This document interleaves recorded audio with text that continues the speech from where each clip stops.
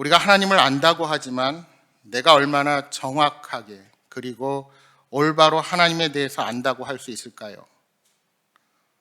우리는 하나님을 볼 수도 없고 이 시간 내 앞에서 펼쳐지는 하나님의 통치와 역사를 이해할 수도 없습니다. 과학이 발달한 오늘날 사람이 매우 지혜롭고 능력이 있는 것처럼 여깁니다.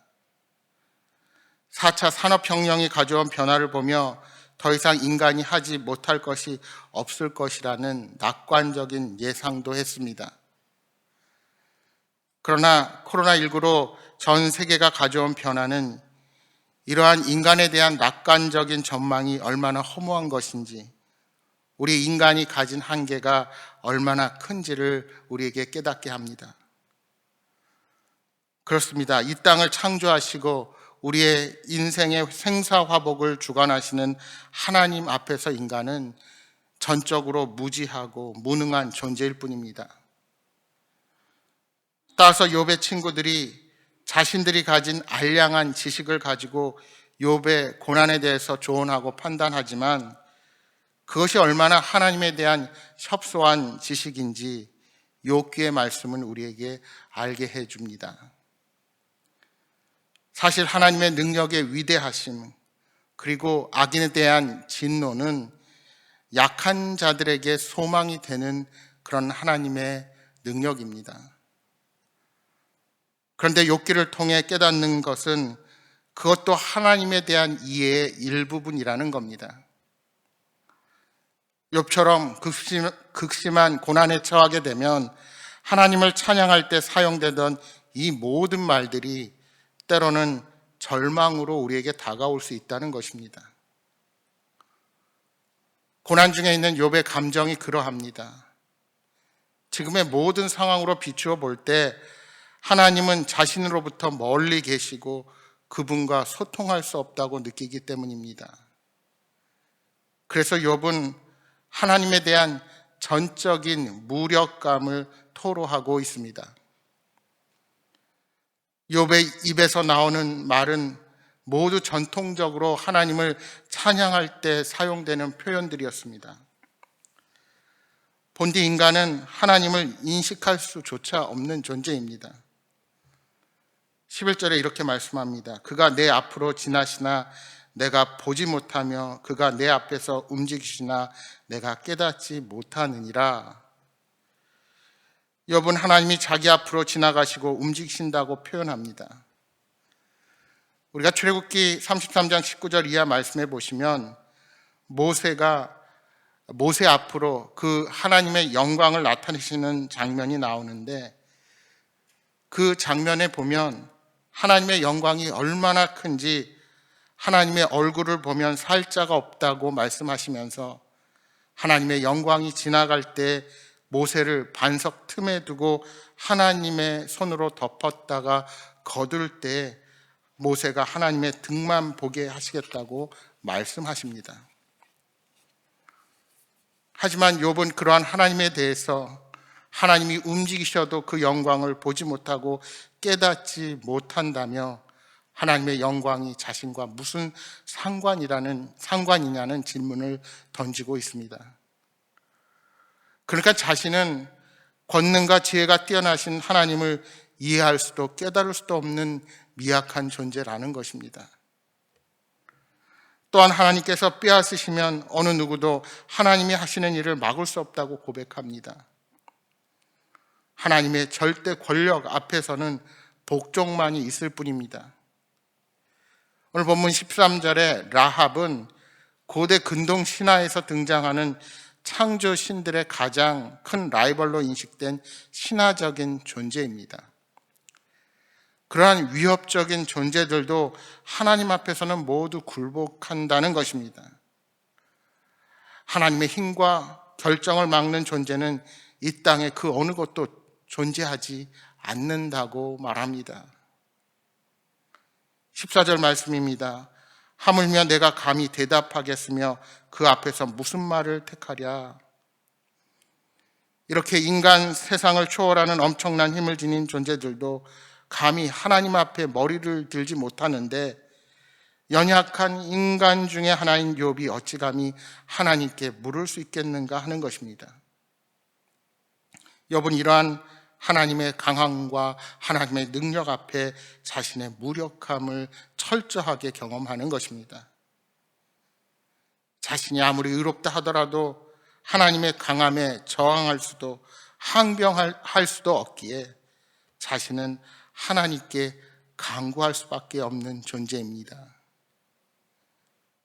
욥은 비록 하나님이 자신의 부름에 답변하실지라도 하나님이 자신의 음성을 들으셨다고 믿지 않습니다. 그 이유가 무엇입니까? 17절 18절에 이렇게 말씀합니다.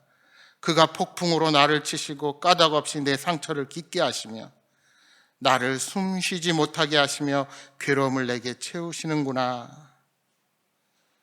욥은 자신이 까닭없이 하나님께 고난을 당하고 있다고 느낍니다. 자신이 경외하고 믿고 의지했던 하나님으로부터 버림을 받았다는 생각에 욥은 숨을 쉬는 것조차 괴로워하는 겁니다. 이처럼 욥은 아무런 잘못이 없는데 이유 없이 자신에게 상처를 깊게 하고 숨도 쉬지 못하게 하시는 하나님으로 인하여 삶의 의미를 점점 잃어가고 있는 것입니다. 19절입니다. 힘으로 말하면 그가 강하시고 심판으로 말하면 누가 그를 소환하겠느냐. 이 구절을 우리말 성경은 이렇게 말씀합니다. 힘으로 하자니 그분은 힘이 세시고 재판으로 하자니 누가 그를 불러내 주겠는가.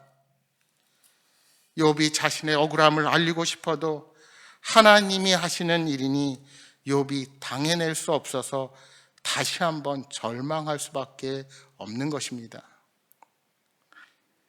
20절의 말씀은 더욱 욥의 호소를 처절하게 합니다. 가령 내가 의로울지라도 내 입이 나를 정죄하리니 가령 내가 온전할지라도 나를 정죄하시리라. 하나님은 가장 강하시고 가장 높은 심판자이시기에 인간이 아무리 의롭고 온전하더라도 하나님 앞에서는 죄인일 뿐입니다. 오죽하면 내 입이 나를 정죄한다는 표현을 쓸까요? 이 사실이 욥에게는 가장 절망의 원인입니다. 자신이 아무리 생명을 바쳐 온전하려 노력했더라도 온전한 자나 악한 자나 하나님 앞에서 멸망하기는 마찬가지입니다. 그러니까 우리가 온전하려는 노력에 하나님은 별 관심이 없으시다는 말입니다. 어차피 하나님께는 벌레만도 못한 존재이니 인간의 노력은 아무 의미가 없어 보입니다. 심지어 욥은 23절에 하나님의 유기, 즉 버려둠에 대해 이야기를 합니다. 갑자기 재난이 닥쳐 죽을지라도 무죄한 자의 절망도 비웃는다는 것이 무슨 뜻입니까?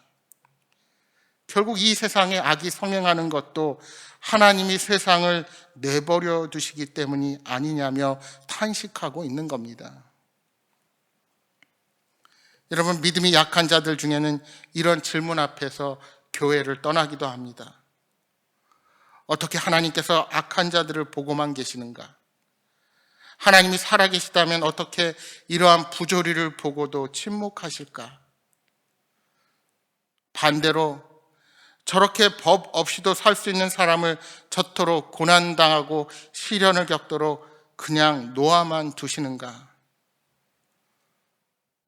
우리는 이처럼 의롭게 살고자 했던 욥과 같은 사람이 처절한 고통과 고난 앞에서 하나님께 부르짖는 모습을 보면서 하나님께서 오늘 우리에게 허락하신 복이 얼마나 큰 것인지를 망각하고 살고 있지는 않은가 우리 자신을 돌아보아야 할 것입니다. 여러분, 고통 중에 있는 사람이 하는 말을 너무 쉽게 판단하지 마십시오. 이들이 하는 말을 듣자마자 옳고 그름을 판단하는 태도를 갖기보다 오히려 하나님을 멀리 느끼는 그들의 현실을 이해하고 공감하려는 태도를 가져야 합니다. 중요한 것은 그러한 고난 가운데서도 하나님을 부정하지 않는 것입니다. 그 상황을 하나님이 여전히 주관하신다는 믿음과 신뢰가 필요합니다. 하나님이 이해되지 않고 세상의 상황들이 납득되지 않기에 오히려 우리는 신앙을 가질 수 있습니다. 세상이 모두 이해되고 인생에 의문점이 없다면 오히려 그 사람은 하나님을 찾지 않을 것입니다. 사랑하는 여러분, 이해하려고만 하지 말고 순종하려 하십시오. 우리의 한계를 인정하고 주님 앞으로 나아갈 때 성령님께서 친히 우리를 위로하시고 말씀해 주실 것입니다. 그 믿음으로 이 한 주도 주님과 동행하는 복된 한 주가 되시기를 주님의 이름으로 축복합니다.